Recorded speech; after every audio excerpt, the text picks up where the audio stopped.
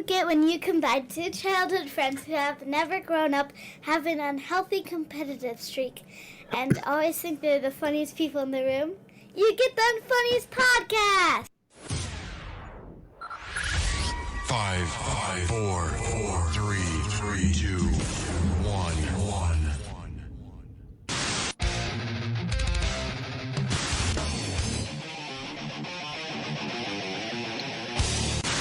Well now, we call this the act of mating. Yeah, we don't want to do anything to scare your children. Scare your children is pretty much all we're about. Welcome back, everybody, and we are back. Episode 10, I believe we're going here for, after a short little hiatus for Father's Day that we were all kind of busy there. Myself, we kind of played it low key. We went to downtown Detroit, went to the Riverwalk on Saturday. Really kind of cool. Walked around. Then we had dinner down in Campus Martius. A fun kind of day. How about you guys? How about you guys? Where's Mike? Where's Drew or Mike Lane or Mike? When you need him? Yeah. But what did you guys do for Father's Day? Mike Clark. Yeah. Jim. Oh, I thought you said Mike. Sorry. I said, Miller, what'd you following guys? You around. I watched everything you did. No, I had a little accident-prone accident, so I had a hot date with ice most of the day. Oh. But yeah, You and that knee. yep, Man. nothing but luck. But other than that, it was good. How about you guys? Yeah, I went down, went out in the boat. It's probably only the second nice day of the year. Made it out, went out to Bare Naked Bay. Floated around for a while, rafted off the Romanellis and his sister. And Leah and her dad came out. They rafted off of us. It was really nice. It was a great day. Went back. Actually let Bobby take the helm of the boat on the way back. He usually doesn't even like to do that. He brought it all the way in. Did he need to take the helm of the boat, or did you just he wanted to take the helm of the boat? He didn't need to. I was not. No, I didn't partake that bad. No, he came back. He actually brought it all the way in. Bounced the anchor off of the dock, but nothing. And everybody, our special guest, Ben Schock here. We'll introduce him in a little bit. But Ben, what'd you do for Father's Day? So we actually spent most of the day on Saturday. We went down to Comerica Park and seen Jack Flaherty throw an absolute gem for 4 innings and then get shelled the rest of the game. But we had good seats. We were behind home plate, about 20 rows up, behind the empty seats that are new over there. So it was a good day. That's pretty cool. Now we've been down there a few times. I haven't been there this year, but those seats down there are great. There's not a bad seat in the place, but it's embarrassing what's happening behind home plate. They need to have people in there. They need to kind of do some stuff. Yeah. There, So what's the update on that, Ben? Do you know? So really what they were pushing is the seats that actually run on the aisleway, and they're pushing those in big packages. My understanding is it's about $5,000 for those 4 seats. They're really nice. They're heated. You have immediate service, but it's a big chunk of money to sit there for each game. Yeah. I don't know when and I can't question the wisdom of the Tigers. They're a multi-billion-dollar operation. But I don't know where the market is for these and who wants to sit there.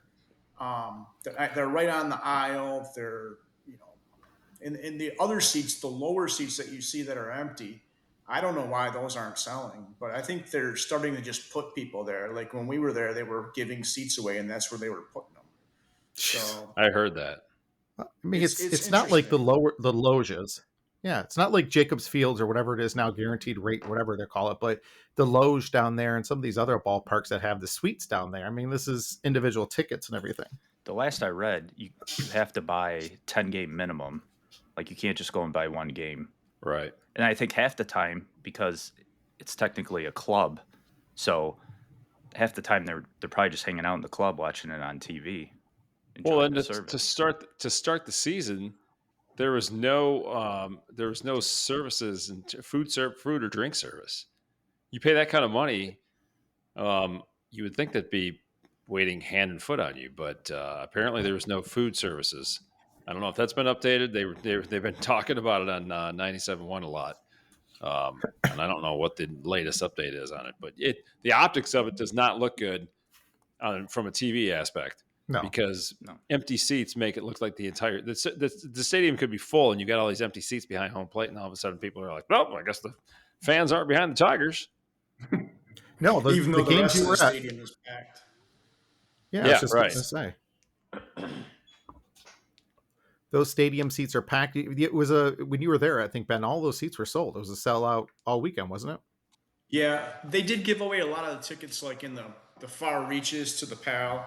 So, but those are still considered sold seats. So, yeah, absolutely. Announced paid attendance, anyways. Yeah, I mean, but hey, they're selling standing room only tickets, and that's a huge deal when it comes to that. So, kind of while we went through our last couple of weeks, actually, let's introduce Ben. So, for anyone that hasn't, our friend Ben Schock. Ben, I don't know, technically, are we brother-in-laws or what are we? I don't know, but brothers from another mother. Yeah. I don't know how that first removed everything else. Ben's sister is married to my brother, and we hit it off and drinking at Michigan State games.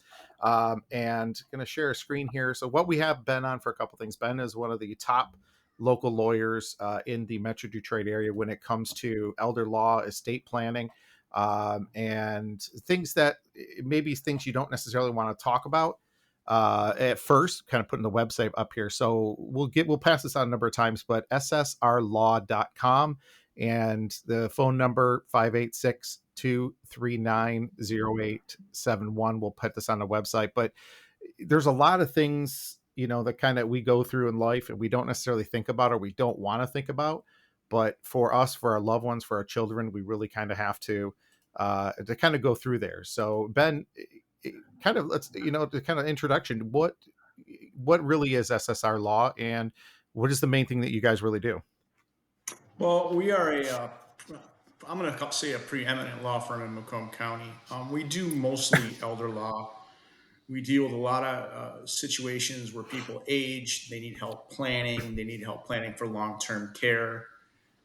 We deal with a lot of guardianship, conservatorship issues, especially myself in the contested issues. You'd be surprised how often people fight over who gets to take care of mom and dad. So we do a lot of those. We also do planning for any and all ages. We've had couples as young as their mid-20s do estate planning. We've had people who are, up in their 90s doing estate planning. And estate planning is for everybody. Everybody should have some type of plan. Yeah. Really as young as in their early 20s, huh? Well, I think one of the things that you quickly realize when you have children is, oh my gosh, now I'm responsible for something. What do I do if something happens to me? And I think it's important as a young parent, you kind of think about, okay, if something were to happen to me, where does the child go? Who takes over the child? Who would I want to take over the child? Who would I not want to take over the child? And that's when we get the younger people in. We had a couple that came in, they were mid-20s. They just had twins, and that was the conversation they had because they didn't want their children to go to their brother. Their brother was younger than them, and he obviously wouldn't be able to take care of them. So that's how we got introduced to that family. But most of our clients are obviously older, in their mid-50s, mid-60s. Ben, we're in our 50s. Don't Mike and I are in our 50s. Don't say older in their 50s. Just turned 50. Well, now, obviously you got to update it more often than not. The younger you start, right? No, not necessarily. A good plan will grow with you. I always tell my clients, if something changes, let me know. But if you have another kid or a situation changes, we don't necessarily have to update the plan if I did it correctly. I will have items in there where it'll say, hey, we're not done having kids. We may have another one. So, I will include future born children. And there's always situations that can change. We've had clients adopt their children's children. So, that's technically when you adopt, that's your child. Oh, wow. So, there's things that change. And in doing estate planning, you encompass those things, and those are things you think about. And, and of course, you guys know we were once 20, 25 a couple of years ago. A few years ago. if we would have inherited money back then, we wouldn't have been able to control it. We would have been out shooting. It would have flowed like wildfire. You know, Yeah. the post in Mount Clemens would be rich. We would own the post in Mount Clemens. Yeah, pretty much. That's kind of exactly it with Ben wanted to have on. Ben, you there? I'm here. Okay, there we go. It locked up for a second, but and I think that's it. I mean, okay, let's take example of any of us. You know, Mike, I don't know your situation. You and Beck have done, but us, Beck or Kath and I, in our mid 40s, early 50s, we haven't necessarily gone through it yet. We have an 8-year-old. Really, what's kind of the first step that we need to really take and kind of think about when it comes to coming to see you? What do we really need to do? Well, I think I would start off, in my mind, I would start off with, okay, this is where we would want our child to go. This is acceptable and who's not. Right. Mike is not acceptable for sure. Point for Jim. Yeah. The second thing this is good because this is what I was going to ask. The second thing I would do is I would kind of look at my assets and I would say, okay, if something happened to me tomorrow, what is the kid actually getting? And then who manages that and what age do they get it? You can create estate planning to hold that money until they're 25, 30, 50. You could have that money sit in trust for them for however long you feel is appropriate, and it can be managed. But what are the terms at which they do get it? Can they use it for education? Can they use it to buy a car? Can they use it to get married? Can they use it to start a business? What are acceptable terms to you? And these are all things when you sit down with an estate planning attorney and someone like myself, I always tell clients, don't spend a lot of time getting prepared. I'll give you the things to think about and we can talk about it. What's important to me is obviously know who you are and what you have, and then we'll figure out the detail. So is it pretty much, I mean, okay, we have 3 kids. I mean, you generally speaking, and you don't have to go into a ton of detail, but do you split it evenly between the 3 kids? I mean, I'm assuming that's kind of protocol for, huh? Who's your favorite? Well, yeah, I mean, it's more fun when you don't. Yeah, I can only imagine. Yeah, you won't be around the witness. The longer you do this, the more interesting some of these cases get.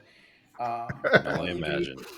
Even when you split it equally, it's the stuff they fight about, and every attorney's been doing it for a while. It's got horror stories from the family fighting about the Jello bowl to who got mom's private blanket.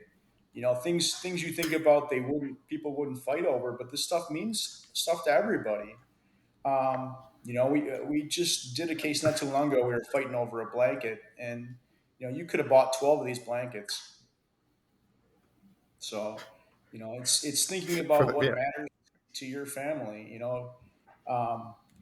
You can't have. I know you and Jim, if you had an issue, you guys could go mud wrestle it out, but most families can't do that. Yeah. Well, that's good to know because I mean, typically, correct me if I'm wrong, Ben, but like if you set your beneficiary, say my daughter who's 11, legally she can't get it till she's 18, but you can set the age where she has access to it because otherwise doesn't it get tied up in court and money can be lost?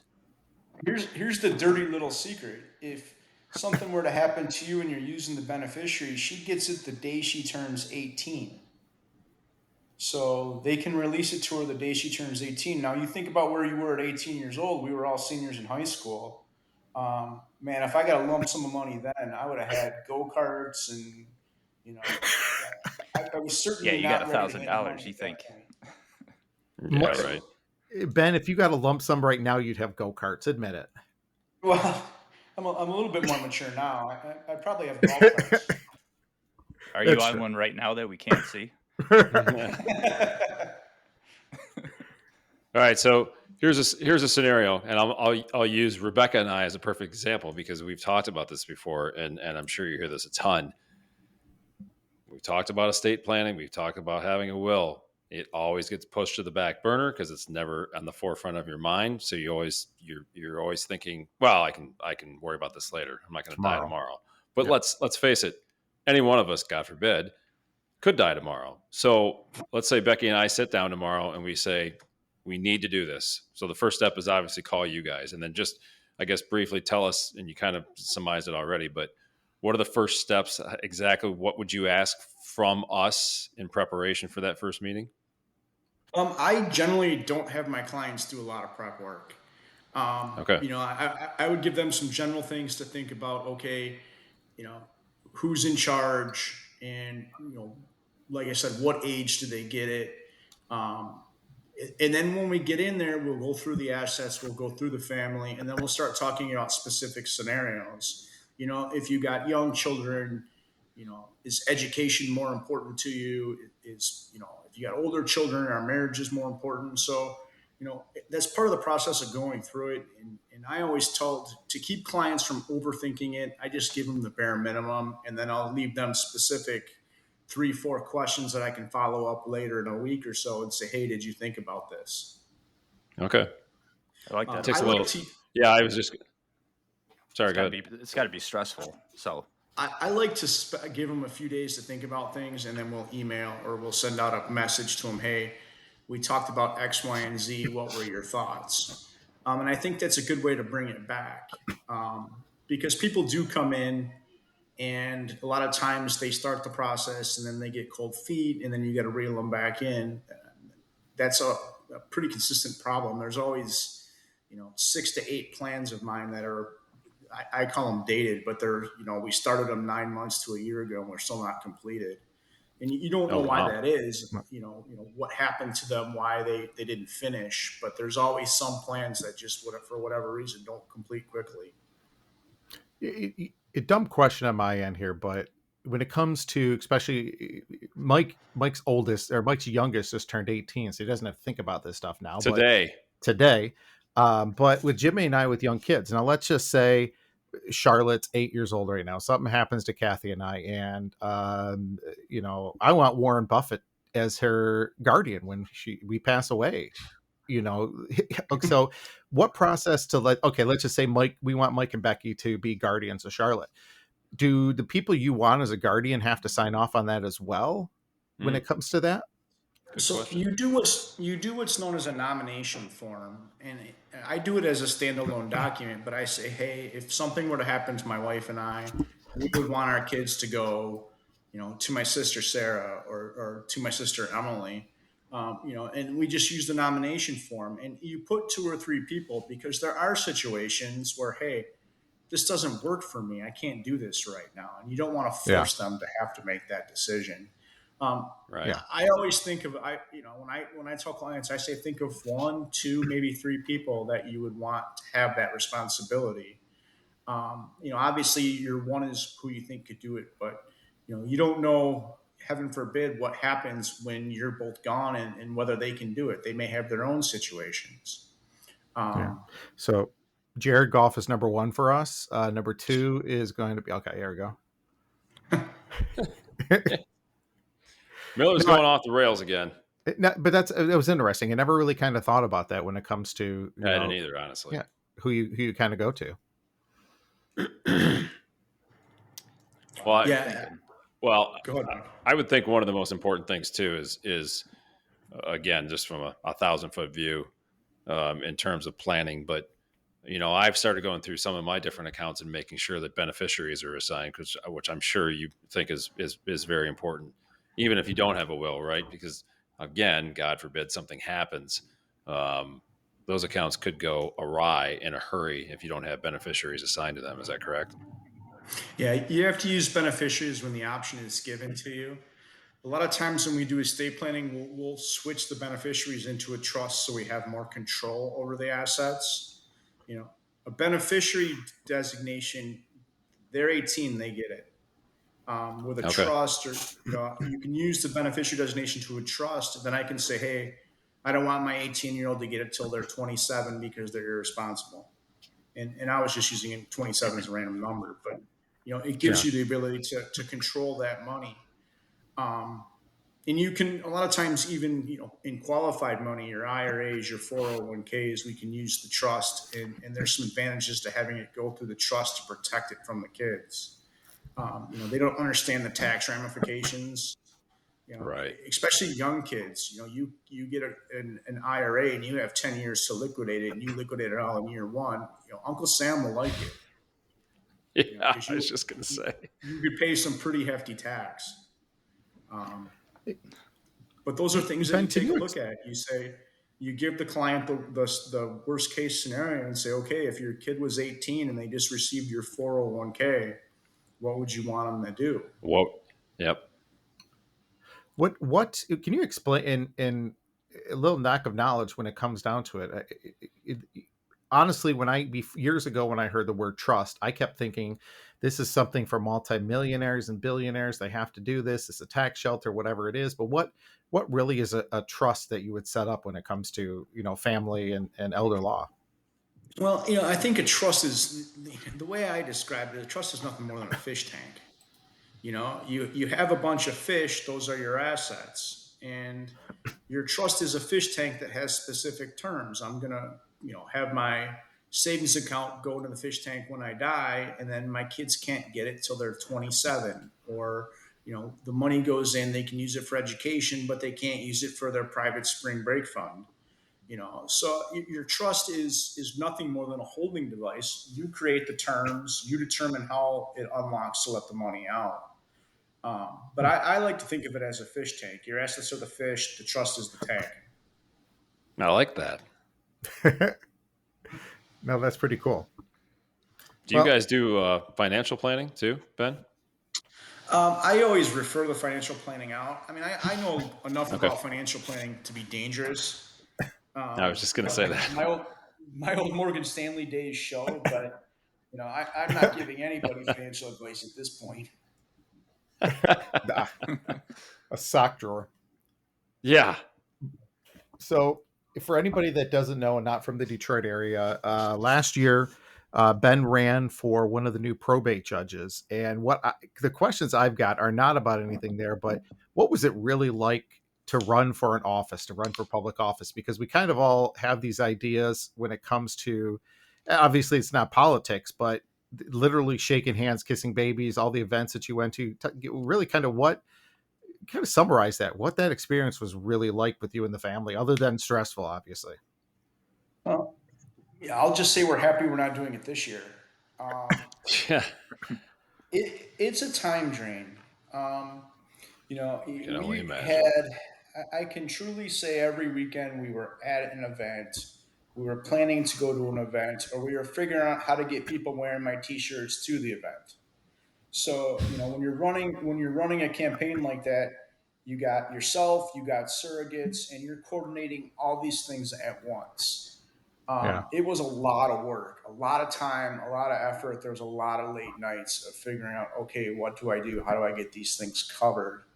I have never been to so many festivals in my life. I've been to, we went to from the Polish festival to Festa Italiano to Oh, wow. tons of trucks. I mean, we went to so many different events. The Richmond Parade, Goodfellows Parade, pancake breakfasts. I mean, there was something every weekend. And we went pancake breakfasts, we went to the Warren Fire Department pancake breakfast. We went to the New Haven pancake breakfast. We went to Lenox Richmond pancake breakfast. You forget how big Macomb County is till you're running the whole race. Till you actually start going. Yeah. Yeah. It's a lot of pancakes. So that being said, what was the best festival food?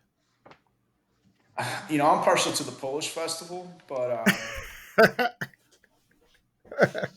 you certainly can't go wrong with the Italian festival either. It's true. But, That's true. You go broke, but you can't go wrong. Yeah. There's How many? pierogies. How many people do you have in your arsenal, your team? At the firm? No, I'm saying for the campaign. Like how many people did you have in your campaign? Actually, what did that encompass? Like the entire team of people that helped you.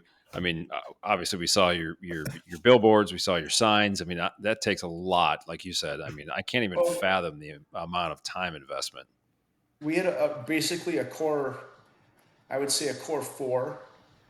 We had a lot Okay. of people who were big helpers who showed up at events, help with signs, getting sign locations.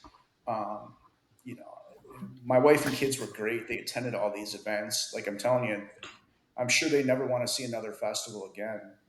Um, you know, it's just you don't believe how many there are and how many events you attend, and like each one of those things, you only see the work that goes into those signs. We had 250 signs throughout the county.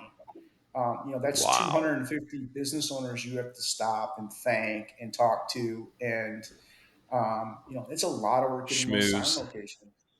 And then you Yeah. you get complaints. We had a I was sign. going to ask you. You get people who complain, hey, your sign's too close to the road. I can't make a left turn on the Grossbeck when it's a one-way street on the Grossbeck. That was one of my favorites. But, and not to mention, signs get about right. defaced. Oh, it's a good thing your face wasn't on them. That was necessarily. Miller. Yeah, that was me. I got the mustaches out. Yeah, well, we had about a handful defaced, and they all seem to be around Mark's house.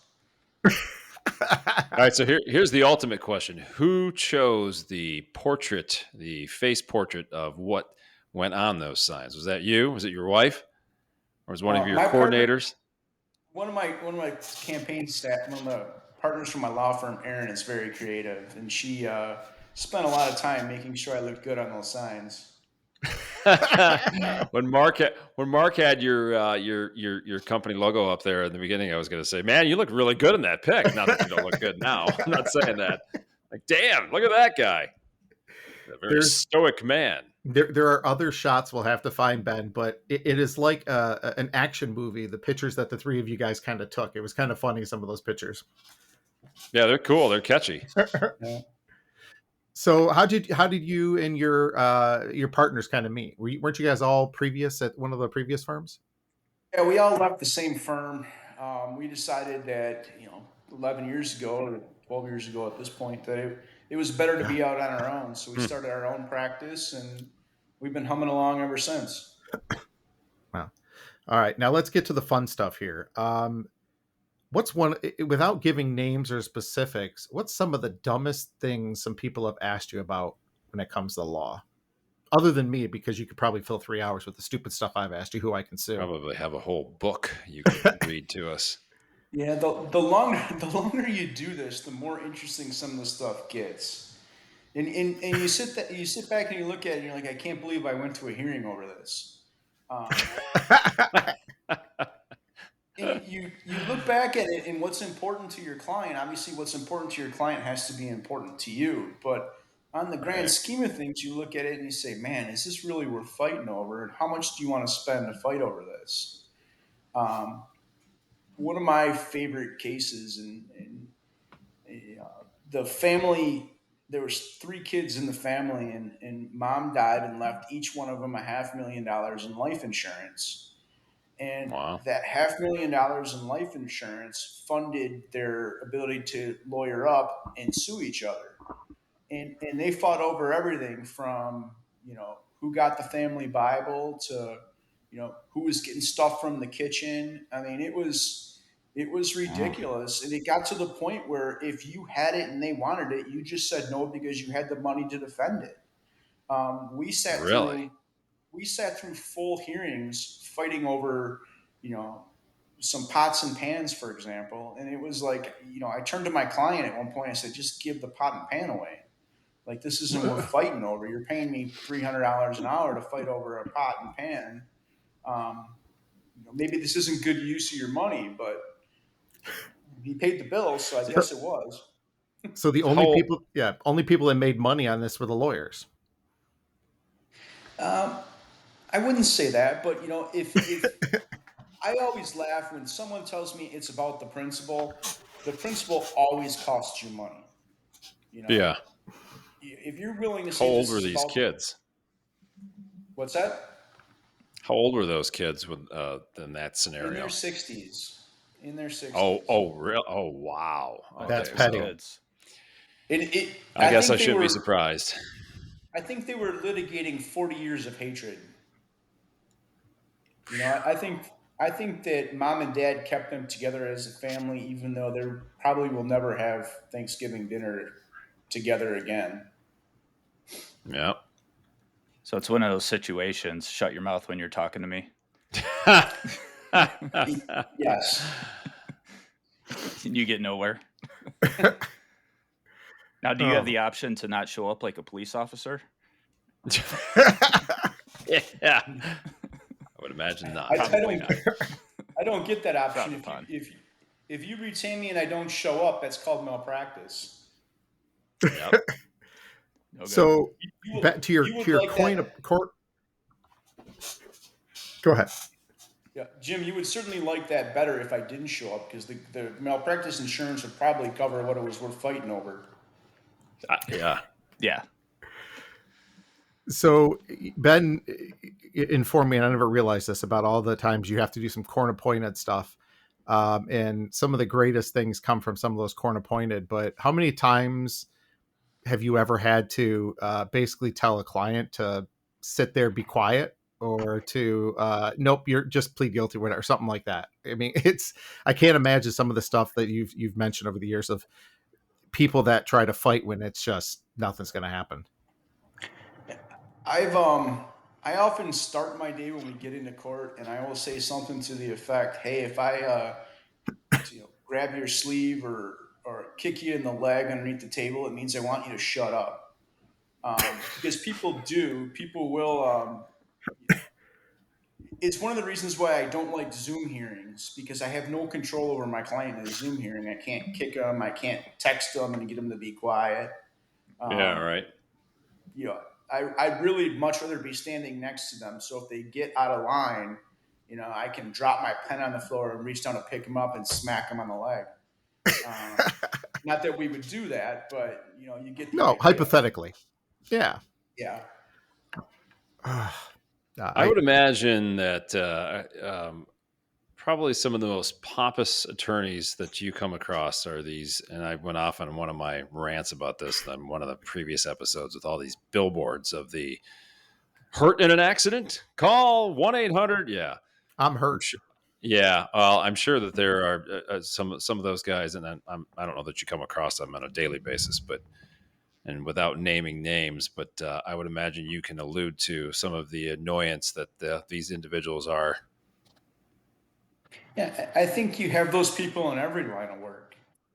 Yeah, true. Very good point. Yeah, some of them are very good at what they do. Some of them are outstanding attorneys, and then you have some you're like, I don't know how they get by other than having billboards. It's well, that's one of the things that I was saying. I'm like, you cannot go a mile anymore in this area. I-94, I-75, 275, 696. You literally cannot go. And if it was legal to take a picture with my phone while driving, I would take pictures with my phone. But you can't go a mile without having a billboard for injured in an accident, call whoever. It's just incredible to me. I mean, they're everywhere. You get off the freeway. I mean, I get it. Well, to that effect, Ben, realistically, I get in an accident. I mean, obviously you don't do litigation when it comes to that kind of stuff, but majority of people that call kind of these companies, do they really do anything when it comes to getting money, or are they just trying to get a settlement to get in and out quick? Yeah, it depends on. There's a lot of good personal injury lawyers out there. There's a lot of people that I refer stuff to who I trust because I know they do a good job. Yeah. Some of the settlements you see for these personal injury cases are mind numbing. You see some of these numbers, and we had a kid who was trick or treating on Halloween who fell over one of those blow up things you put in your yard. It had an extension cord run into it. Well, he tripped over the extension cord and broke his arm. The amount of money he got is brain numb. Like, you could not. I don't know how anyone can tell me on Halloween they can't foresee a young kid running through the yard and tripping over an electrical cord. Yeah. But the money young kids break their arms all the time. Right. the money he got for it, I've been telling my kids from now on to run behind these things and trip over the foot. And I joke, but I mean, it's ridiculous money. The plaintiff's bar right now is doing really, really well, whether that be, auto accident cases, whether that be personal injury. There's a lot of money being made right now. Wow. Well, I brought up a scenario, and this just happened about 5 years ago. Rebecca was in my car, and to make a horrifically long story short, at a stoplight, the car in front of her started to inch forward. She had a brain fart. She started to inch forward. It had a trailer ball on it. She inched forward, bumped the trailer ball, barely cracked a very small portion of the bumper in the old Ford Taurus. Again, long story short, we get a notification from a law firm in the mail. Hold on, go back to it. Police came out. No report was given. No citation. Actually, I think Rebecca was cited. I don't remember exactly. Long story short, they did get a settlement well into the six figures, citing long-term, had to be off from work, medical issues. I'm like, from a bump on a trailer ball that caused a crack in a bumper. That one to me, that one was mind numbing to me. I'm just like, wow, this is where we're at. When you get those types of cases, you never know what that person is. In Right. law school, you learn about the plaintiff with the eggshell head. That's the case. If you hit him too hard, the eggshell head cracks. Maybe that's what you had. Yeah, personal injury it's not my cup. It's not my cup of tea. But man, some of these cases you see and you listen to about, they're mind numbing. And then the numbers that these people get. I mean, I can see why that there's signs for it everywhere. Yeah, right. And those attorneys get a third on those. You get a mind blowing number, and the attorney's getting a third. You're doing okay. You're doing just fine. Whew. That's crazy. We could quit our jobs and our podcast, Miller. There's the motivation. Not that we're getting paid for this.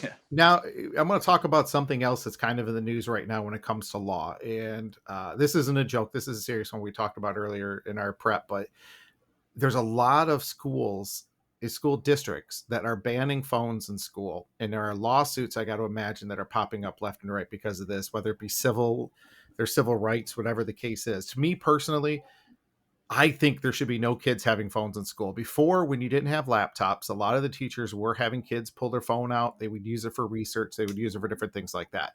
Nowadays, kids have laptops. They have their Chromebooks, everything else. But it sickens me to see these parents say that kids have to have these phones, other than them filming all these fights that we see all the time, half the time in the schools. What other need for it? What do you guys think about when it comes to, and Ben, maybe let's start with you. What do you really think about kids having phones in schools when it comes to that? I'm all for getting rid of them, and I have two kids that are in middle school. Phones are becoming a real problem. Those things are attention grabbers, and I think our kids are losing their way, and they can't occupy themselves now. They run to that phone to occupy themselves, and really, as a society, we use our phones to occupy us. We don't. You don't go out and practice hitting a chipping wedge because your phone can do it, and you can watch a video of someone hitting a chipping wedge and you feel better, and all of a sudden you're a master. I'm all for taking it out of schools, and I would just think it'd be easier if you don't have the distraction. Not to mention, these kids are impressionable, and what they say to each other, they don't realize that what they're saying is these kids haven't formulated enough, and they don't know sometimes enough that what is being said isn't meant as horrible as it sounds. And it's permanent too. Right. If you think back to when we were kids, if I had a problem with Mike, I could say, Mike, let's go out on the playground, and you tag me out at first, I'm going to beat you up. That's how we settle things. Or if it didn't work, you came to a different conclusion. We don't have that now. When there's a problem with Mike or anybody, you text his phone and you say, "Hey, you're a jerk. Stop doing this." And I'm using jerk, but you could probably use a lot nicer terms. Yeah. Right. But I think Go ahead, Ben. Go ahead. Sorry. No, I'm good. No, I was just gonna. I was gonna say that Miller and I agree on this one, and you obviously as well. There is zero reason to allow phones in the school, and the parents are going to kick back and say, "We need it for safety reasons. We need it to be able to get a hold of the children." Okay, I understand that concern. They are in a lockdown facility, meaning the school. You will be able to get a hold of them when because this always comes up on a personal safety situation. If there is an active shooter situation at a school, whatever it might be, those kids are going through safety training. To the last thing they want to do is all of a sudden find their phone, get their phone. Their priority is to get to a safe spot, listen to their teachers, follow the protocol, and then go from there. They're not trying to find a phone to be able to talk to the parents necessarily. Well, hold on one second. So that's always one argument that you hear about it. But to your point, Ben, to your point, Mark, these kids don't need these phones to have the unbelievable distraction in school. It is an absolute temptation for them to pull it out at any point where the teacher's not looking. I get it. We used to pass notes, right? You suck. I'm going to kick you. Like you said, I'm going to pass you a note. Books. Meet me on the playground afterwards. But yeah, I mean, this is another thing where I always say, if you, Ben, you, Jim, and you, Mark, decided to hang out 20 years ago and you didn't invite me, I would have no idea. Therefore, I wouldn't go into depression mode that I wasn't invited to the party, right? Maybe I heard about it afterwards. Then I got maybe upset. Now it's you three are going to go have a party by yourself. You're going to tape it. You're going to blast it all over social media. And me as the fourth person in that party, I didn't get invited. I all of a sudden now you've got real fear of missing out. They don't need that kind of distraction in school. The mindset should be focus on education, converse with your friends in school, actually have face-to-face conversation with people. Let's get back to that. But yeah, I think that getting rid of, and Kaylee's Lutheran North got rid of, was it last year? I think last year they quote unquote outlawed cell phones in school. So we couldn't get a hold of it. And guess what? So it's it has been 2 years. We didn't have a problem. I knew, Becky knew, we all knew we weren't going to be able to get a hold of Kaylee during the day, or at least, maybe not till her lunch hour. So I'm all for it. Get rid of phones in school. I agree 100%. I think it's Jim's turn, Miller. No. Sorry, let Jim talk. No, it's okay. Yeah, let Jim talk. No, I'm 100% for it. I think the biggest issue is going to be getting it to pass just because of safety reasons, like you said, Mike. I think there's been some certain situations where a school does go down into lockdown and there's an active shooter. And I think it's actually helped the police, get to the shooter quickly. I can't specifically name those schools and times, but I think that's what's going to make it the most difficult. But at the same time, I do agree. I think it kind of holds our kids back just from learning and 100% becoming adults quicker. Like you said, Ben, I mean, take it outside. That's how we do it. And then you go home, you tell your parents, maybe the principal would get called, but yeah, the whole classroom of 30 plus 32 people, other kids aren't getting it in a text thread or seeing it on TikTok, Facebook, etc. I was shocked at something, not the actual video. I'm sure you guys all saw about that helicopter crash at Cabana Blue up at the restaurant just north of here on the lake. The thing that was the amazing thing on the video shift. But no, but it's about cell phones. The guy filmed it and was showing it. The propellers hit, it flipped. So you don't know. Those propellers are blades that are flying everywhere. And a woman, instead of running, gets her phone and puts it up to start filming it. Yeah. Did you guys see that clip? I didn't see the clip. Can you find it? Did you see the clip from I'll try to find it. There was the one clip from Cabana. Yeah, from Cabana Blue, which showed it. And I have not seen any in TSB report yet as to why, but it looked like he made a perfectly good landing. And then all of a sudden it looked like wind. It really wasn't that windy though. Saturday I might have understood. Yesterday, not as much. There was a southeast wind, so that did play into a little bit of that. But that tail came up and then boom, listed to the starboard side, and it went over quick. Well, what did we hear yesterday, Mike? He was told not to land there? He was told not to land there originally. Oh, he asked for clearance. he was denied clearance, and then for some reason, again, this is all hearsay. This is not official. Somebody did grant him clearance, so he came down. I don't take my word for that, but yeah, I don't know exactly the details around it just yet. All right, here we go. I found it here. It's going to take a second. Oh, clearance, over, under. Roger. Victor. What's your over, under? Do you like gladiator movies? What? Oh, all right. Did you find it? Okay, let's see if it can come on. Okay, now watch this woman. And we lost Miller. We did lose Miller. He gone. He shared his screen and he kicked himself off of the platform. Yep. So now we have to ask the question is how long are we actually going to last without the pilot at the helm seat? Well, he's having convulsions. You guys were talking about cell phones in schools. I always find it interesting. Like here you have somebody crashing a helicopter, and what's your first instinct? But to pull out your phone. All right, give me a second, guys. Looks like I'm having problems. Rather than to see if the guy's okay. Good point. Help somebody. And you see it. Actually, go ahead, Jim. Go. No. I was going to say, when you actually see this video, so one of the guy that has his back to it, he's at a table eating, and he gets up and he looks around because there's kind of a tent in the way, and he sees the helicopter crash, and then he just walks to the right, and then seconds later you get like 2 or 3 guys that start rushing towards it, which is very brave because you don't know if that thing's going to blow up. Yeah, you have no idea. Yeah. Well, again, it's to the point of, and this just not just this helicopter crash. It's anything in society. What is the first instinct? Grab your phone and video record, as opposed to actually helping out. If there's a life-threatening situation, the first instinct is to grab a phone. Okay, if you're going to grab your phone, call 911. Don't start recording. Yeah, right. That too. But that doesn't get you any clout. I know it doesn't get you clicks. It doesn't get you likes. It doesn't have you on the Instagram or the chapstick or whatever the hell it's called. It gets your visibility way up there. Okay. Did you try and share your screen and then kick yourself off? It kicked myself out, but you guys got the gist of saying that. We were talking politics while you were gone. That's what I figured. And religion. Exactly. That's big things. All right. Ben said the hell with Miller. We're talking politics. Let's go. Right. Exactly. So, by the way, the greatest question when we were campaigning for Ben that everyone asked, number 1 or number 2, was, is he Republican or is he Democrat? Oh, geez. And I'd be like, what are you? I'm a Democrat. Okay, he's Democrat. Yeah. What are you? A Republican. All right, he's a Republican.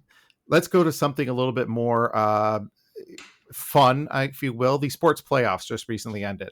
We had the NBA Finals yesterday, kind of wrapped up. Miller's predictions. Dun, dun, dun. Well, okay. I predicted the correct winner, just not the right games. Did any of you guys watch Game 7 last night? Because normally Game 7 would be something that everyone had to watch it. Bits and pieces. That was it. I did not see when Halliburton went down with his calf injuries, which turns into an Achilles tendon. So he is out for a year and a half, him and Jason Tatum. So the East is wide open, not to go off on a long tantrum. The East is wide open for the Pistons. It's the Cavs. Go ahead, Jim. No, I was going to say when he went down, that's when Miller won that bet. Yeah. Yeah, well, it's interesting because they were talking about that this morning, and then I saw it on one of the sports websites that said probably one of the biggest what-ifs in NBA Finals history, actually in any sports Finals history, really. Like, what if Tatum doesn't go down? Because at that point, I think they were up by 1 or maybe down by 3, if I'm not mistaken. And then he goes down, and you could kind of see, I mean, that was it. And nobody expected the Pacers to be in Game 7. Nobody expected the Pacers to be in the finals to begin with, let alone taking OKC to Game 7. So that was pretty impressive in and of itself. All right, so I got a quick question on the ticket this morning, or early, whatever. Carson Gator brought up the question. So he obviously hurt his calf in Game 5, I believe it was. That was earlier than that. Wasn't it Game 3? I think so. Yeah, Game 4. Maybe it was Game 4. You're right. Sorry. So go ahead, Jim. At the point of his career, do you play? And I thought that, first of all, it's an unfair question, knowing the outcome to begin with. And second of all, I think it's an absolute 100% you go. I mean, isn't that what you go went for In the first of finals, all, yeah. to get to the NBA. You go. Now that you're in the NBA, Game 7 of the NBA Finals. Yeah, you go. Mhm. Yeah, I'm of the firm belief that you go. If you can walk, and this has been said many times, if you can walk, you go. Obviously, you have a lot of team doctors that are very highly paid to advise you one way or the other. But if the team doctor says, "Hey, you're good," I mean, you're not 100% by any stretch of the imagination, but if you can walk, you go. Game 7, NBA Finals, absolutely. I mean, Well, look at what Kachuk was dealing with from the Panthers. He had a ruptured spleen, he had a sports hernia, and I don't remember what the third. He had 3 or 4 different things. He's talking to the reporter. He's like, "Yeah, I had this, and this." You could see like the whole country go, "And you played hockey? Holy mackerel! Wow, it's like that's a typical hockey player. I mean, that's what they do." The inside of his palm, I think. It was something. I mean, the sports hernia alone. Can you imagine the pain of playing with that? having to push off when you skate. Yeah. Yeah, right. How about Ben? Do you watch any of the NBA and the finals this year? I don't. I watch baseball every night, but NBA is not my cup of tea. I might have turned it on for 2 minutes to catch the score, and that's about as much as I watched all season. What are the boys watching for sports? Obviously, Benjamin is 100% football. It seems like all the time. But what are your boys watching for sports? They watch football. Benjamin can watch the NFL Network and watch the Wake Up Good Morning NFL. I don't. He enjoys it. That's what's important to him. But for me, it's all baseball. And Clay watches Lego Masters and. That's my boy, great. Clay. I love Clay's awesome. That's an expensive sport. Yeah. Okay. Ben, so you predicted OKC in a sweep, right? Okay, so Ben, you were the closest to being a judge when it comes to this. So Mike and Jimmy both had the Pacers winning in 7. I had the Thunder winning in 5. So technically, who wins you said that? 4. No, it was 5 on the podcast. I mistyped. Who technically is 1? It is the team that wins it or the number of games? I would say the team that wins it. I know the answer to this one. It's the team that wins it, yes. Yeah. Well, okay, then that goes back to the NBA and the NHL. Price is Right rules you went over. NHL, I had the Oilers in 6, and these two guys had the Panthers in 7. So you guys get that win for the NHL. That was an impressive hockey team, meaning the Florida Panthers. And you could tell they were dialed in from the first game, the first puck drop. They talked a lot about the locker room. Your favorite player ever, Brad Marchand. He gelled right in with them. I mean, that's it. So I had somebody talk to me today about a guy that they were going to hire to fill a position that he used to be in. Should they hire him? Should he not? He left on bad terms, blah, blah, blah. If we don't hire this guy, he's going to go to the competition. Well, that's not going to be that big of a deal because he used to talk bad about the competition. Right. Brad Marchand used to be the ultimate enemy of the Florida Panthers and talk smack about the Florida Panthers when he was with Boston. Insert him into the lineup in the Florida Panthers and they win the cup. So it's just one of those things, like you adapt to your surroundings. Maybe you don't like somebody to begin with, but hey, maybe you open your eyes a little bit, you fit right in, and then you win the championship. So always keep your options open. Those guys know how to party, that's for sure. Oh, buddy, let me tell you. So I work with guys down in Fort Lauderdale. One guy sent me a video from the A1A right in front of Elbow Room. And he's got the video. I should have brought it up. But those guys are on the top floor of the Elbow Room, which is a great bar right on the beach in Fort Lauderdale Beach. Cup's up there. Marchand's up there. Kachuk was there. Kachuk, they said Kachuk kept asking for the same song over and over again. I can't remember what the heck it was. But, yeah, they definitely know how to party. Those guys can bring it, man. Well, who was it that was going door to door at 5 a.m.? Oh, that was Barkov. Barkov, yeah. 5 a.m. The captain. They showed the ring door. They showed the ring doorbell shot from him, and he's ringing the doorbell of his neighbor. You could tell it's a gorgeous, obviously, a neighborhood, right? Yeah. He's ringing the doorbell, and he's looking inside the Ring doorbell, and you can see the cup in the background. Can you imagine being the neighbor at 5 a.m.? Like, my goodness. Did you guys get at first, and then you're like, okay, I gotta wake up. Get downstairs. Yeah. Did you hear the Bobrovsky at the parade? By the way, his speech about Bobby. Hold on, I'll play it here. Bobby. I'll play it for you guys. Can you hear me? Can you hear it? It's been a great year, great playoff, and great victory.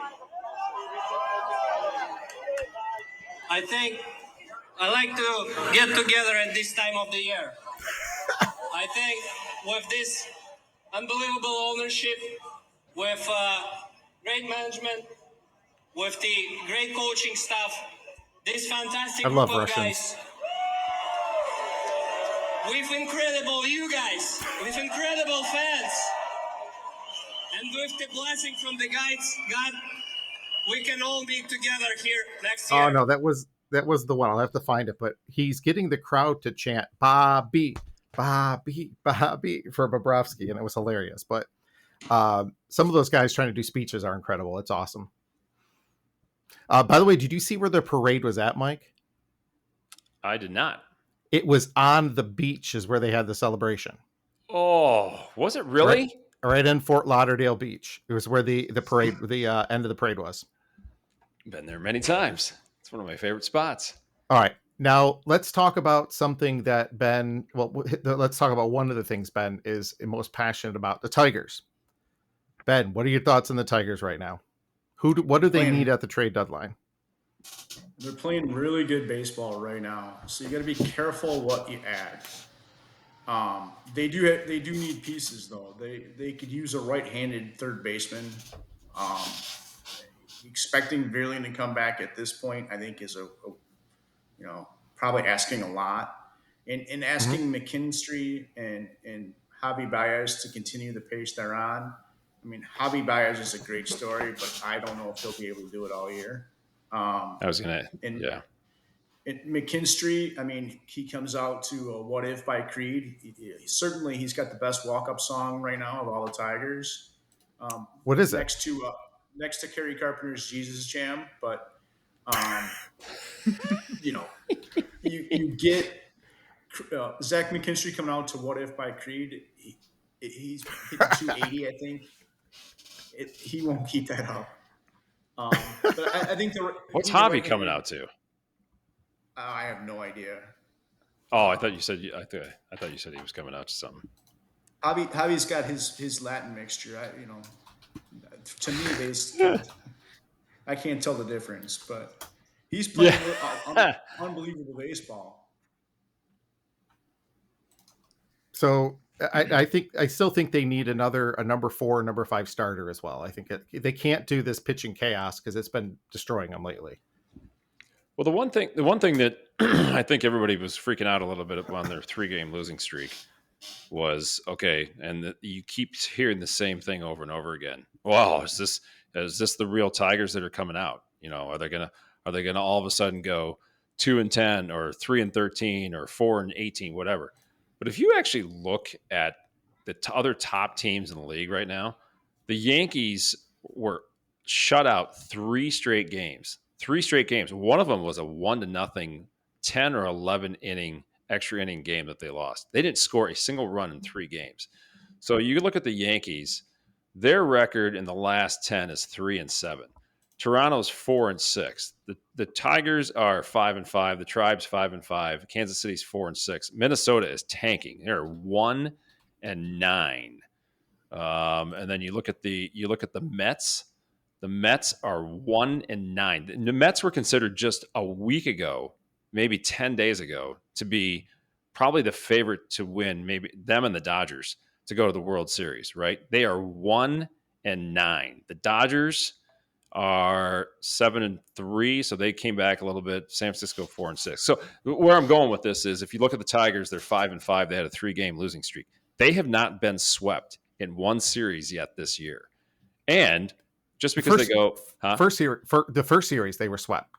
That was the Oh, only one. yeah, I'm sorry. Yes, they have not been swept since. Right, Yeah. right. So, but if you look at them in perspective of all the other top teams in the league right now, they are fine. And I do think that this team is for real. I've said that before, and I think a lot of people have said the same thing, but they are absolutely the naysayers out there. But if you look at a perspective and you look at the comps of the other teams and what's going on right now in the league, dude, they're just fine. They're going to make the playoffs. They're going to make a run at this thing. So hang in for the ride. I'm just brought up the MLB standings, and one of the things that really is sticking out is the run differential. The Tigers had over 100 run differential, plus 100 for a while there. They were leading the league. They're at plus 82 right now, which is good. Right. The Yankees are at plus 105. 105, yeah. That's shock, but that's what playing in the bandbox, right, Ben? That they play in. I mean, that's what they're getting, all those cheap home runs. Yeah.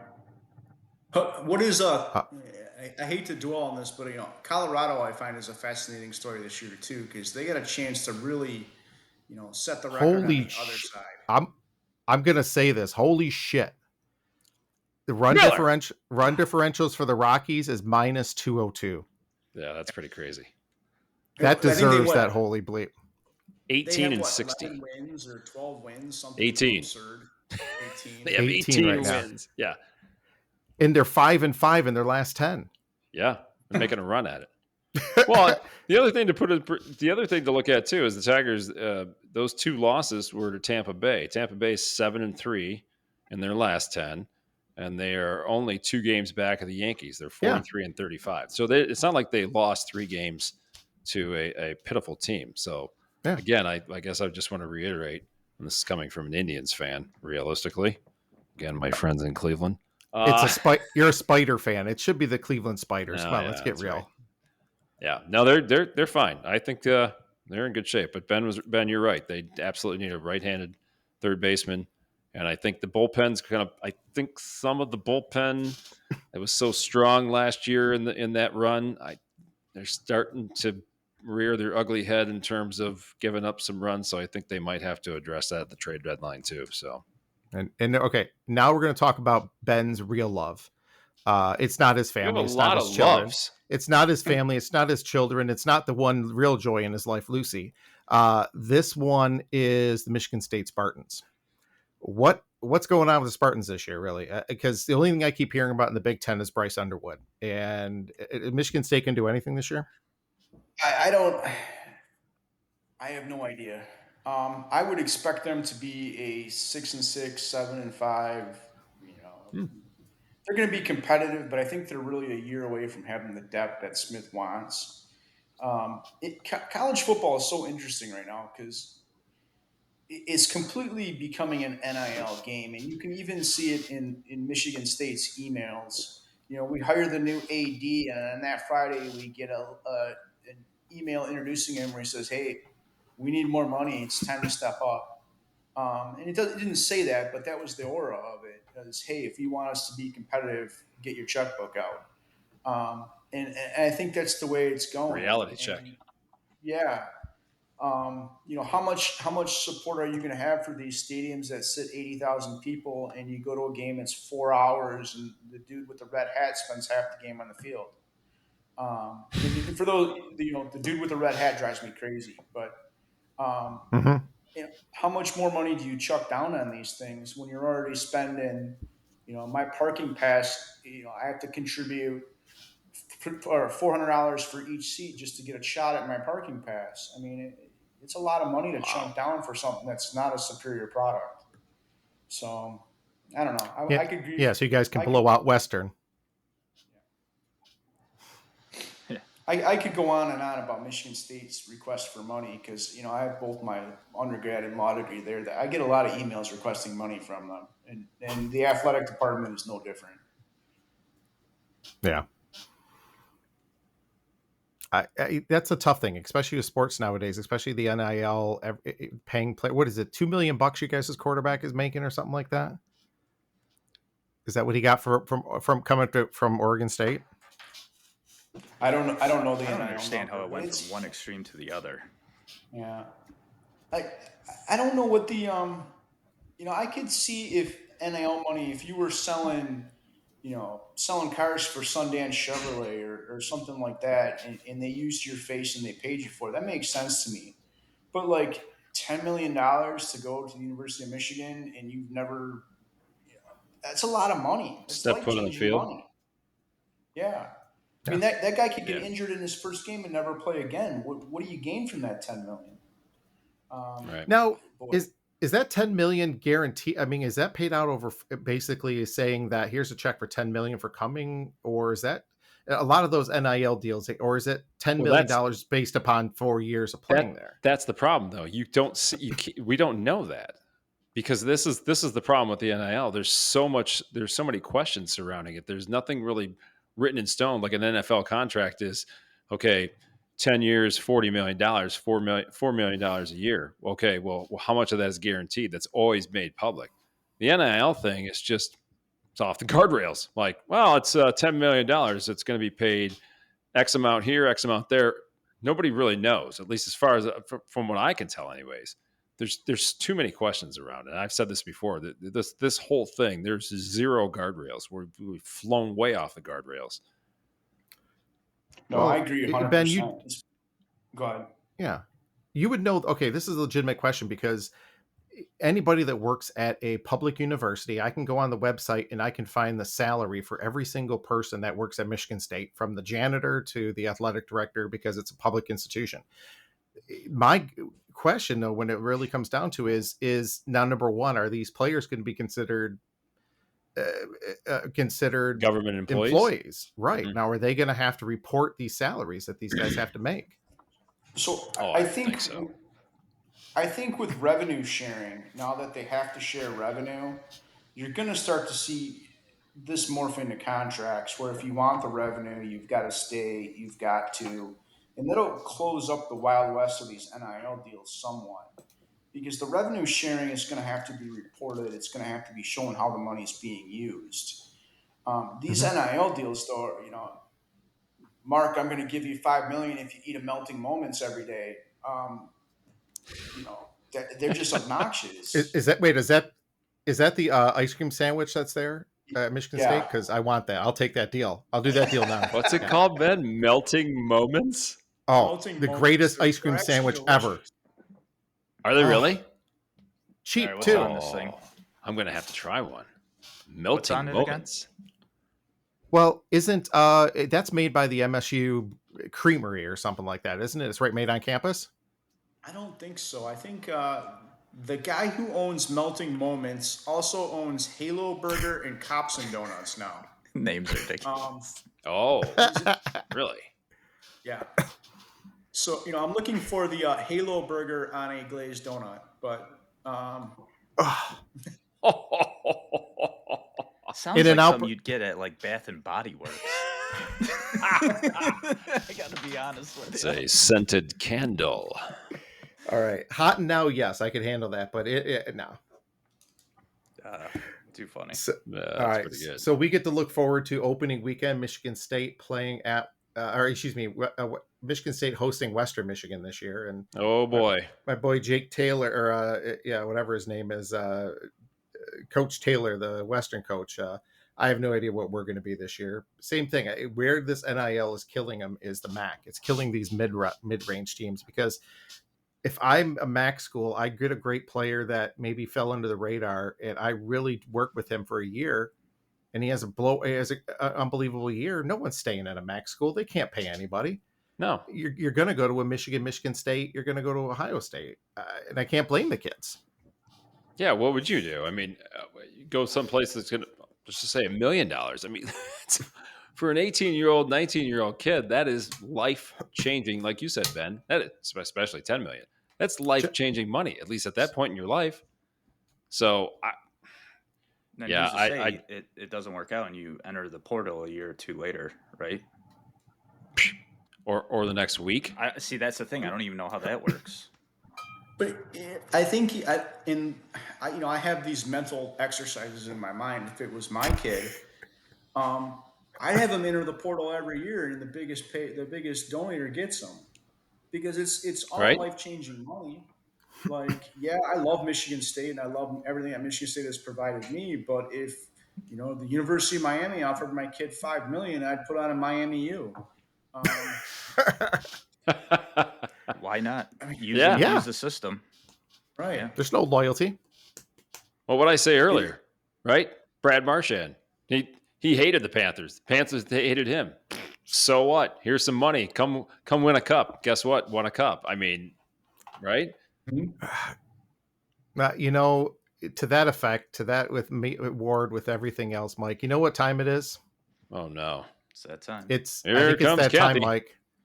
Kathy's gonna give me 1 second. Let me find it here. We're gonna delay from Miller on Kathy's announcement of the rant. I'm trying to find it here now. I've got this one here, Mike. Mimic? Uh-oh. We got something coming here. You get out of my face. You can do this one. Out of my face, or I'm gonna roundhouse your ass. That's the best.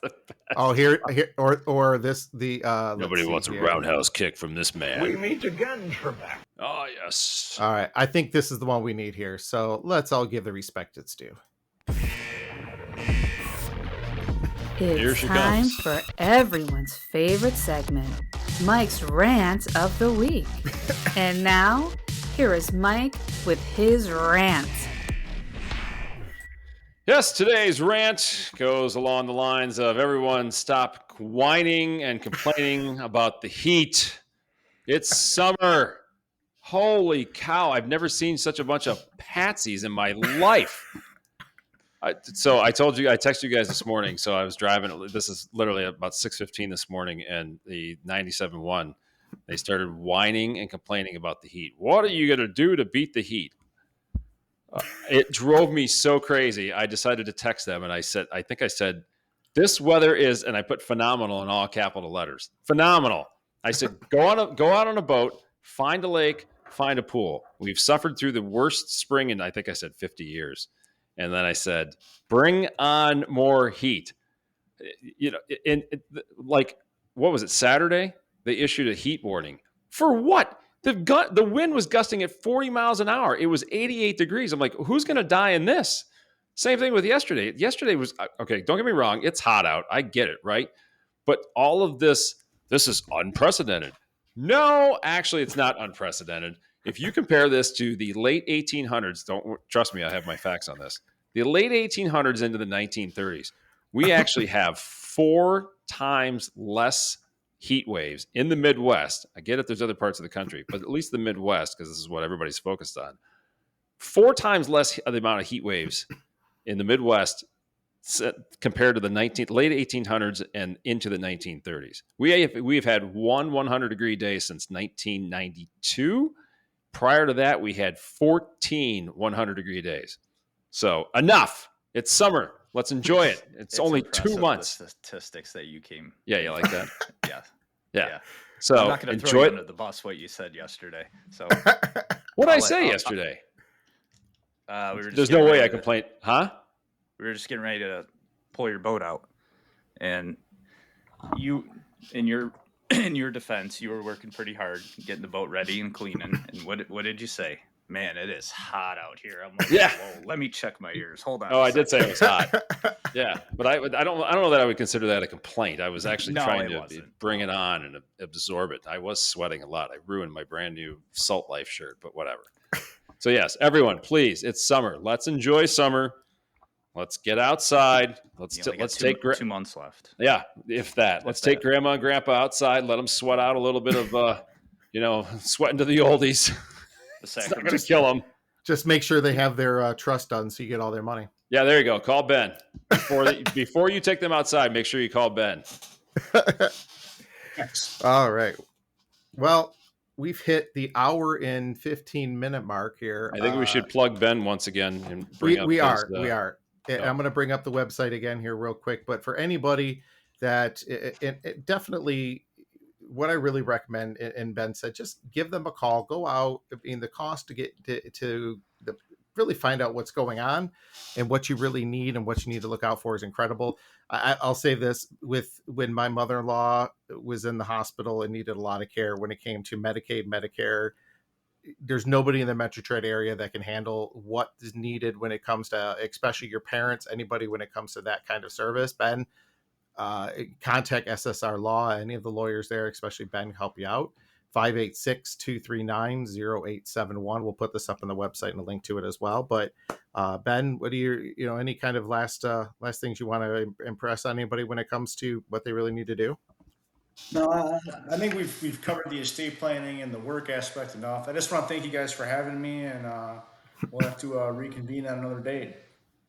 Yeah, Our legal Ben. expert whenever we You go had through here. Great insight and answered a lot of good questions. I did forget to ask you one question. So when you were assembling your team running for office, did it ever cross your mind to put Miller in head of your security? Miller did attend a lot of events with me. I did. He did support the shirt a lot. I did. I don't think I necessarily needed security. More or less, I needed sometimes to keep me moving, because you do get tired when you're doing these events. I'm sure. And you get asked the same question over and over, and you almost you don't want to get snippy, but man, there's days you want to really respond to that question. Take somebody's head off. Ben, we're going to have you on for one thing and one thing only in the next couple of weeks, next couple of months. Ben and I, when I was single before I met Kathy, had an idea for a dating show, The Bachelor Warren. And we came up with all kinds of activities. Like, this is when John John's was still there, because it was going to be an event at John John's and a lot of other things. So we'll have to go through what the Bachelor Warren was going to be. Dude, I want a full report as to exactly what those plans were. I want to know. Yes, please. I think one of your key events now, you have to lay by their fountain in a swimwear. Like the Borat swimwear. No. Well, guys, thanks so much. Ben, I'll say again real quick that that is a stoic picture. I really enjoy that. That's awesome. Very professional. Yes. So what do you guys got coming up this week? Ben, what's big on the docket for you? Obviously, you're trying to sue everybody in sight, but what are the boys working on and busy with the summer? We got some grass cutting going on. We got they're keeping busy, but we're getting down to a little less Xbox time would be nice in my mind, but they're keeping busy. Absolutely. Mike, Jim, what do you guys got this week? Tomorrow is a normal day into Ohio. Wednesday is Oakland University orientation day for Kaylee and Rebecca and myself. It is also that evening the elections for the board of the Condo Association at the Marina. So we'll find out if I've been elected there. Wait, you ran? I did run. We didn't know this. We could have put a whole campaign together for you for this. Listen, I don't even know if I won. I don't know. After some of the very contentious meetings over the past month, I don't know what I was thinking running for this thing. I mean, it is high school. Huh? Is it high school all over? Oh, it's worse than high school. These are adults.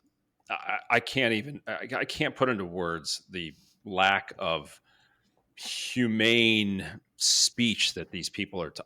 Anyways, I'll go into it. Trust me. But yeah, so that's Wednesday. We'll see if I win that, and then Saturday is Kaylee's graduation party. So here we go. DJ Live, Jim, DJ Dan. Live broadcast of the Unfunniest podcast there. We're going to do some podcasting. Yeah, well, we'll have full... Well, listen. Let me rephrase that. Not live. We'll be recording in front of an audience, but we're not going to send that out live because we're going to have to do a lot of bleeping. We might get Miller to drink a beer that night. That'd be... Be the first time in a while. Yeah, exactly. Beer, I'll do that. Yeah. Frank the Jim, Tank. Jim, what about you? What's going on this week? Just same old stuff, different day, work, and then I got some prep work to do with for Kaylee's grad party.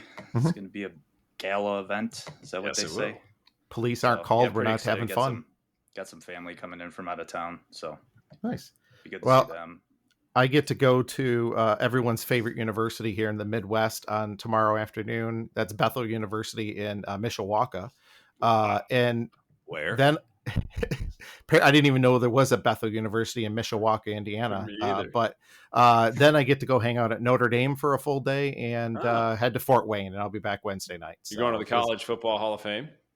No, I'm going to go to see Touchdown Jesus. The engineering building for University of Notre Dame is literally right next door to the football stadium.